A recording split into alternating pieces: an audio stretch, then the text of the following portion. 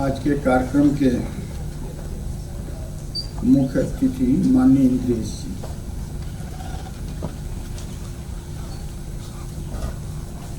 मंच पर उपस्थित बहन गैरी डोलमा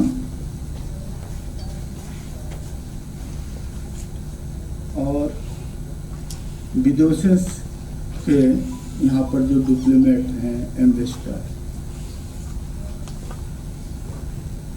और मंच पर उपस्थित सम्मानित बंधुओं, आज का ये कार्यक्रम है एक पुस्तक का विमोचन।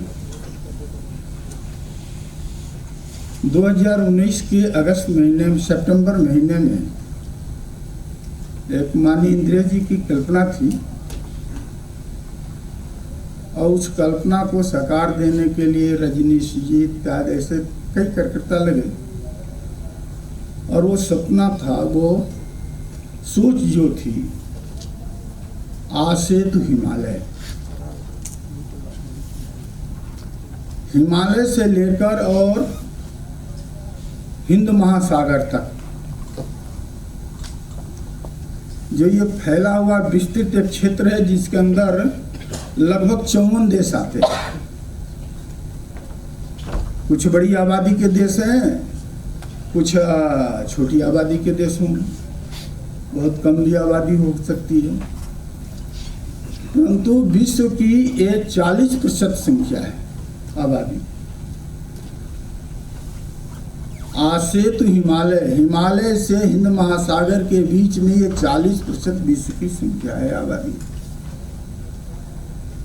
विश्व का प्रमुख ट्रेड रूट जो है, आज से नहीं, जब वैश्विक सभ्यता का विकास हुआ होगा उस समय से आज विभिन्न देश प्रयास करते हैं, कहते हैं कि ये हमारा व्यापार का रास्ता है, सिल्क रूट है, ऐसी बातें जो आ रही है।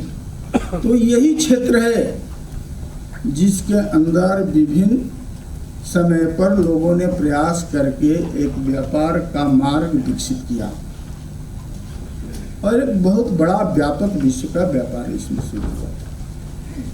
आज भी है ऊर्जा के व्यापार का बहुत बड़ा ये रास्ता है। इस क्षेत्र में अवस्थित जो भारत है, हिंदुस्तान है, इसकी अपनी एक संस्कृति थी। विश्व की संस्कृतियों में सबसे धनी, सबसे पुरानी संस्कृति। उस संस्कृति का फैलाव इस पूरे क्षेत्र पर था, खोटान से लेकर केप टाउन तक। आज का किर्गिस्तान हो, काजाकिस्तान हो, ताजिकिस्तान हो, मोजाम्बिक हो, कीनिया हो, जो भी ये देश रहे हैं, इंडोनेशिया हो, मलेशिया हो, सारे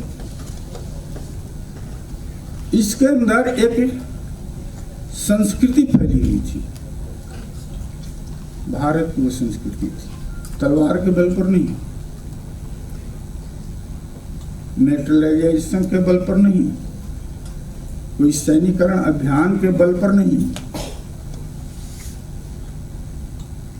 उसका बल था भारत के व्यापारी जो इन देशों में गए भारत के राजदूत बनकर के, और एक सांस्कृतिक एकता के आधार पर, एक सांस्कृतिक स्वरूप के आधार पर, जीवन मूल्यों के आधार पर लंबे समय तक इस क्षेत्र का विकास हुआ। कोई ललित कला के आधार पर हुआ होगा।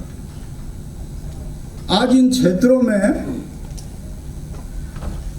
जो ललित कला के अच्छे अच्छे, विश्व के अंदर अद्भुत जो रचनाएं पाई जाती हैं,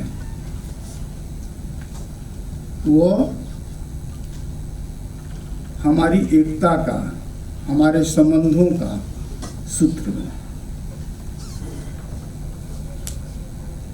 पूजा पद्धतियां भी सूत्र बनी है, उसमें कोई हर्ज नहीं। ईरान से भी भारत के अंदर बहुत सारे लोग आए, अग्नि पूजक रहे।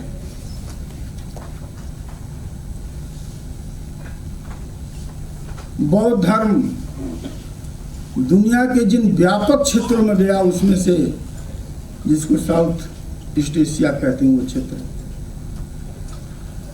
पूरा मंगोलिया, खोटान, जो बौद्ध आधार पर अपना जीवन यापन करता था, तो एक हमारी सांस्कृतिक संबंधों की श्रृंखला लंबे समय तक खड़ी हुई, और वो हमारे ट्रेड के साथ हुआ। अर्निको भी यदि गया होगा, अर्निको कोई ऐसे नहीं है घूमते हुए तो नहीं चला गया चीन को। यदि नेपाल से अर्निको निकला होगा तो ट्रेड के साथ निकला, नेपाल की राजकुमारी के साथ निकला। ये हमारे सांस्कृतिक संबंध थे, ये हमारे जीवन मूल्य के संबंध थे। दुनिया में आज देखने में मिलता है कि दुनिया का जब प्रभु, दुनिया में किसी का प्रभु बने तो कभी स्पेन ने, पुर्तगाल ने, फ्रांस ने, ब्रिटेन ने बनाया होगा, परंतु कैसे? अपनी मिलिट्री के बल, हिंद महासागर को कहते। और ये भी बात सत्य है, जिसका प्रभाव हिंद महासागर में रहा उसी के राज्य में सूर्यास्त नहीं होता था। ये दुनिया की जो ताकतें थी, जो किसी भी प्रकार से इन क्षेत्रों में आई, और ये अपने स्वार्थ के लिए, लाभ के लिए इसके नक्शे को, इसके पहचान को बदल दिया।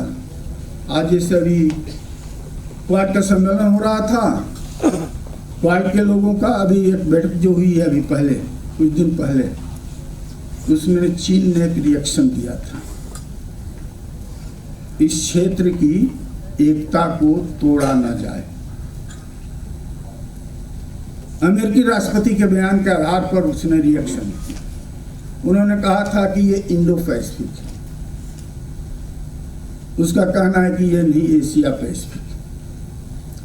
अब एशिया पैसिफिक में कौन सी एकता जुटी हुई है, ये समझने की बात है।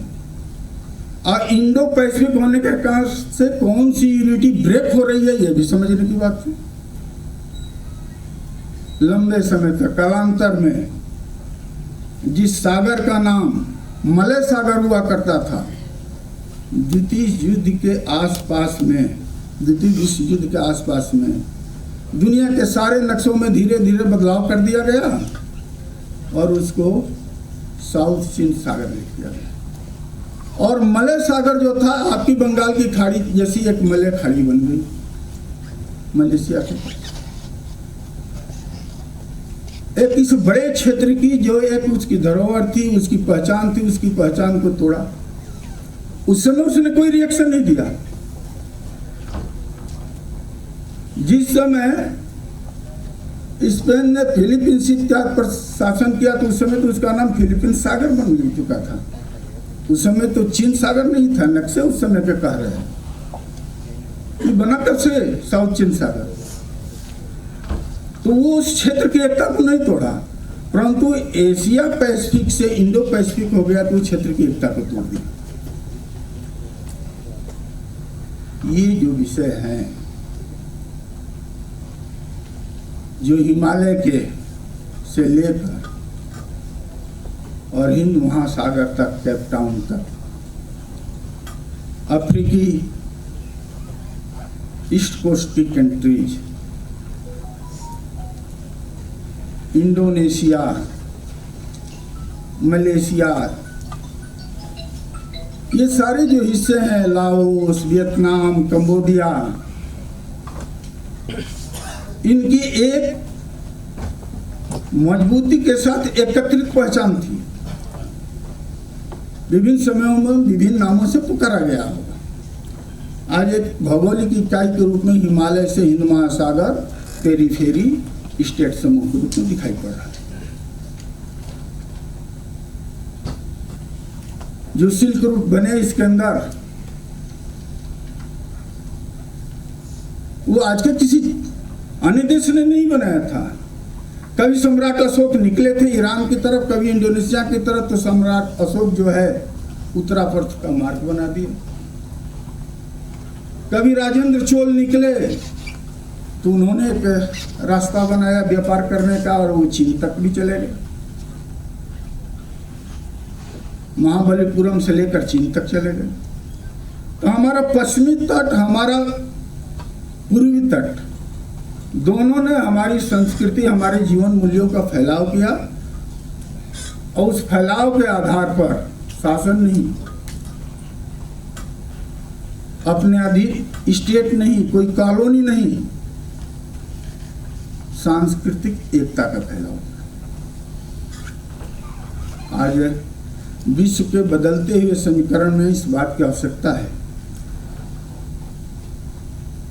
कि इतने व्यापक बड़े क्षेत्र के पहचान को फिर हो सकता है, हम पुराने नाम पर नहीं जा सकते, नहीं कर सकते हैं, परंतु मूल्य वही हैं, जीवन के मूल्य इस क्षेत्र में। यहाँ के लोगों के अंदर एक ही जीवन मूल्य है इस पूरे क्षेत्र पर। शासन अलग हो सकते हैं, रहेंगे भी। उन मूल्यों के आधार पर हम विश्व के अंदर एक चट्टानी एकता आदि खड़ा करके, एक मजबूत शक्ति खड़ा करके दुनिया को अपनी पहचान दिखा सकते हैं। हम मिलिट्री के बल पर नहीं, कॉमर्स इकोनॉमी के बल पर नहीं, संस्कृति और जीवन मूल्यों के बल पर हमारी एकता खड़ी हो सकती है। आज इन्हीं बातों को लेकर जो आगरा के अंदर एक सम्मेलन हुआ, जिसमें 22 देशों के राजनयिक भी थे और लगभग 37 देशों के प्रतिनिधि थे, और यहाँ से ये एक मुहिम शुरू हुआ है, और आशा है, ऐसा लगता भी है कि इसको एक व्यापक समर्थन मिल रहा है, मिलने वाला है। और इस व्यापक समर्थन के माध्यम से हम अपनी संस्कृति, शिक्षा, इन सारे चीज़ों को फैलाव के माध्यम से एक दूसरे के आदान प्रदान करके और एक विश्व के अंदर एक मजबूत एकता को कायम करते हुए विश्व की हर एक चुनौतियाँ, चाहे वो आतंकवाद हो, चाहे वो निरक्षरता, गरीबी हो, स्वास्थ्य हो, इन चुनौतियों का हम आसानी से सामना कर सकते हैं, तोड़ कर नहीं। जिस तरह से यूरोपीय आए और इस क्षेत्र की एकता को तोड़ते हुए उन्होंने कहा कि ये साउथ एशिया है, ये साउथ ईस्ट एशिया, उस एकता को तोड़कर हम अपनी एक नई एकता कायम करके और उन चुनौतियों का, मानवीय जीवन पर आने वाली सभी प्रकार की चुनौतियों का, वैश्विक चुनौतियों का सामना कर सकते हैं। इसी ऊपर इस पुस्तक का प्रकाशन जो उस समय आए थे तज्ञ लोग, जिन लोगों ने अपनी कुछ रचनाएं भी दी थी, उसको एक संग्रह करके आपके सामने प्रस्तुत होगा। और आगे भी इसके कार्यक्रम, इस एकता को आगे बढ़ाने के लिए विभिन्न तरह के जो कार्यक्रम होंगे, होते रहेंगे। इसी आशा के साथ मैं अपनी बात समाप्त करता हूँ। जय हिंद, जय भारत।